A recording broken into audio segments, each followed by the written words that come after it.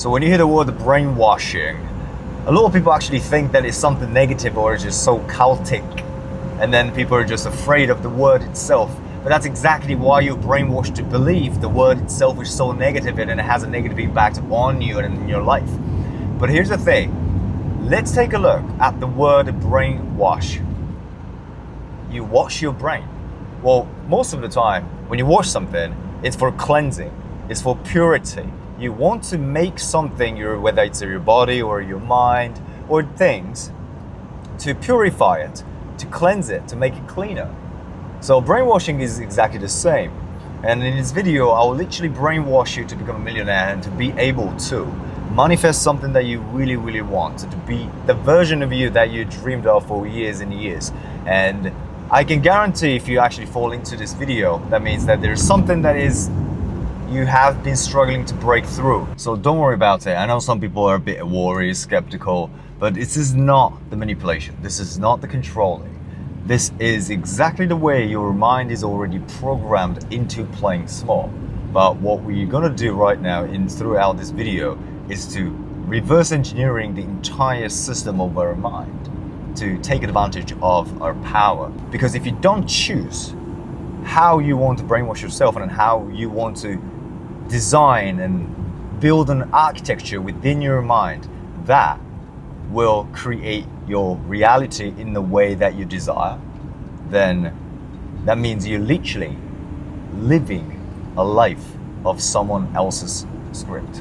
So I will break it down to 3 things and I'll reprogram your mind with these 3 things in your mind that can literally skyrocket in your reality. The first thing is called Audacity. The Audacity is so important because I've got a tattoo right here which says, live before you die and known before you're forgotten. And it's very important for me. It's because it requires audacity to truly live. Like, for instance, if you look at the animals in the savannah and the animals in the wildlife, they have the audacity to live fully. They don't give a shit about other birds are thinking, other hyenas are thinking. They just have to go for it. And then it requires the audacity for you to live totally, to express yourself and to reach your full potential. So the first thing, the first block you've got to get rid of, which now is completely gone for you, is that it's okay. The true audacity, the definition of the audacity is the permission that you give to exist to your full potential. And if you can allow that, what happens is all the illusions that as a limitation that you created within your mind, that will collapse it. And of course, when the architecture collapses in front of your face, it feels uncomfortable, it feels very unnatural, it doesn't feel right, so you want to go right back into the previous system and the previous form of the architecture. But that's exactly how you fail, because you're literally going back to the reality that you used to live for decades or even 2 decades. And the audacity is not arrogance. Audacity is not something cocky or narcissistic. Again, it is the permission that you give yourself to exist in your full potential. When I actually realized and brainwashed myself to get rid of all these limitations, because the opposition of the certain level of audacity that we need is a suppression. And as we grow up, obviously everything is so suppressed, isn't it? In Japan, we have this insane strict system, and there's a lot of propaganda here and there, right? And I follow the rules because I was told that is the good thing. I need to be like everybody else. I shouldn't express myself to the fullest because I get picked up, and teacher or my parents will say something about it, or that's too much. And this being too muchness was one of my fear. I was so afraid to be too much. But then I realized, if you're not too much, are you really living? If you're not too much, then are you really expressing yourself? Because you could be a gigantic, charismatic, energetic being. For some people, it feels intimidating. But that's not because of you. That's not because of you. It's not your fault. So being too much is the way to be known before you're forgotten. It's the way to live before you die.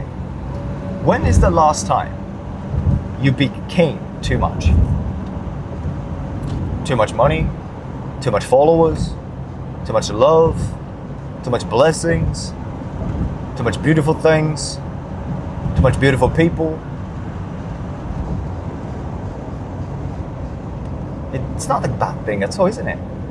But we are so brainwashed to play small, to not to live up to our potential, to not to realize our entire consciousness is the universal level that can reach the sky and then even break the ceiling.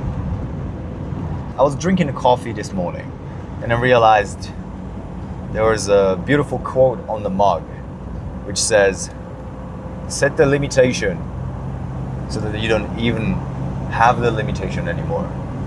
So now, I want to have a deep breath in and out. Just give yourself a few seconds to genuinely give your spirit, your soul, whatever you can name it, whatever you can feel within you that doesn't have a materialistic form, but it's something sensational, feeling that you can address within you. And give yourself a permission, allowance, to be too much.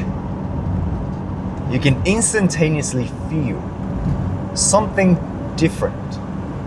The switch has been turned on. And now, be expressive, be creative. Great indication in this exercise is that some people would feel you're too much. Some people will feel you're a bit intimidated. And this is how you get rid of the fast stage of your limitation.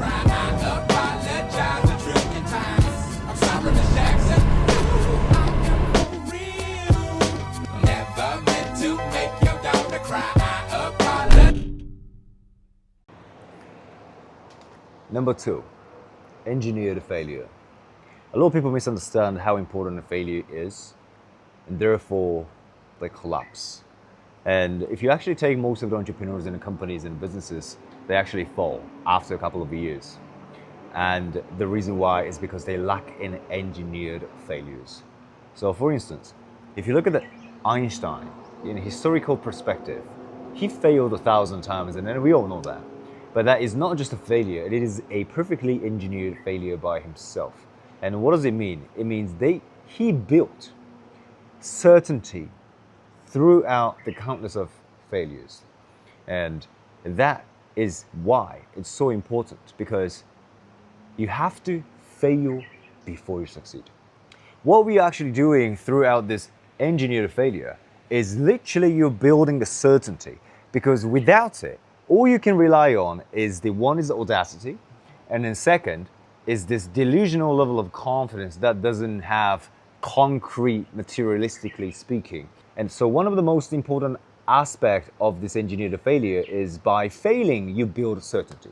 By failing, you build concrete system within you that even goes into your mindset that is, I cannot fail.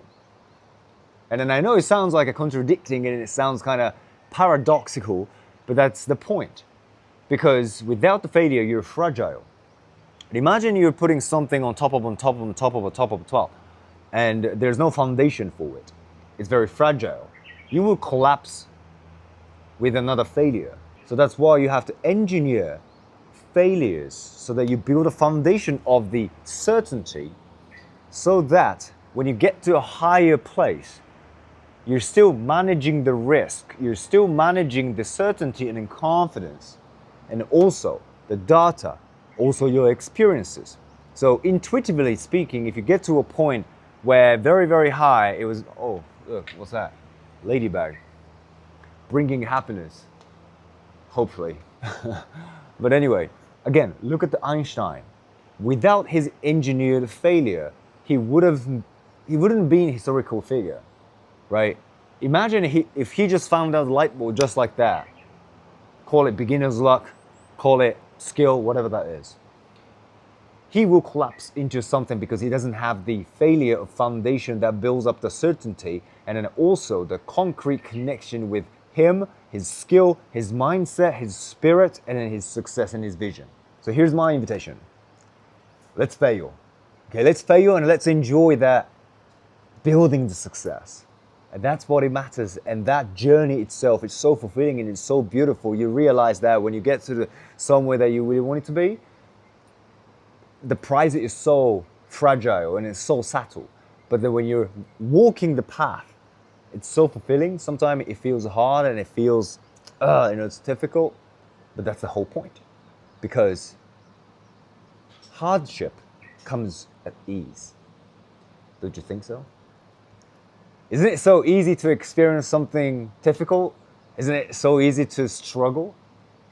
So hardships comes at ease. It's so easy. It comes like a magic. But when you're building success and when you're manifesting something, it's a little bit more unique way, if I may. But hardship comes with ease. What does it mean? It means you have to choose the hardship. It's our choice. If you choose the hardship of procrastinating the hardship later by not engineering your own failure, then what's going to happen in the future, which is inevitable, 100% guaranteed, is the collapse. But if you choose the hardship, your success is inevitable.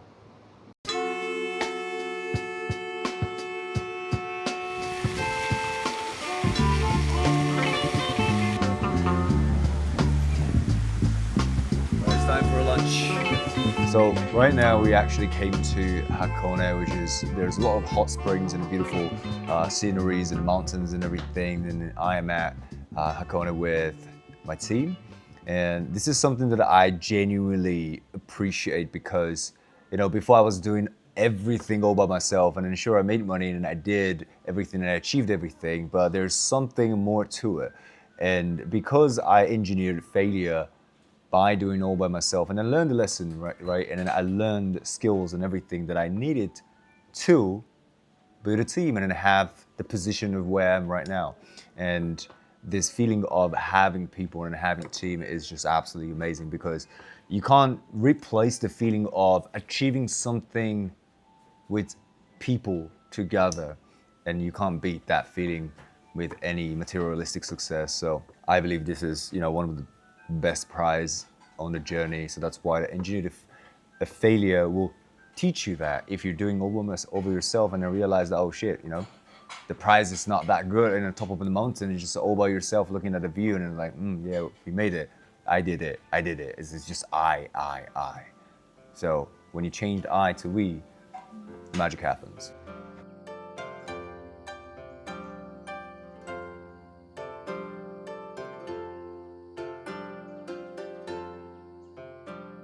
All right, so we're at the Hakone Shrine.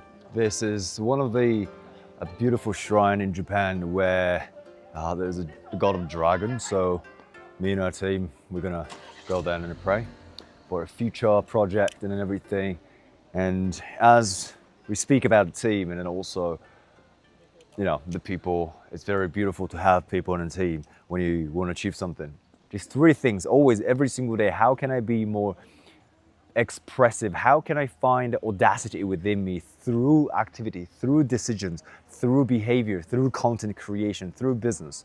Well, with this said, I genuinely hope that you enjoyed the video and now you're ready to manifest millions of dollars. And just, life is short.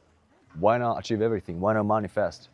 And don't be guilty because it's your life and everything is your choice.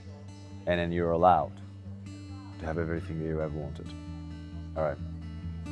We're gonna go for a pray.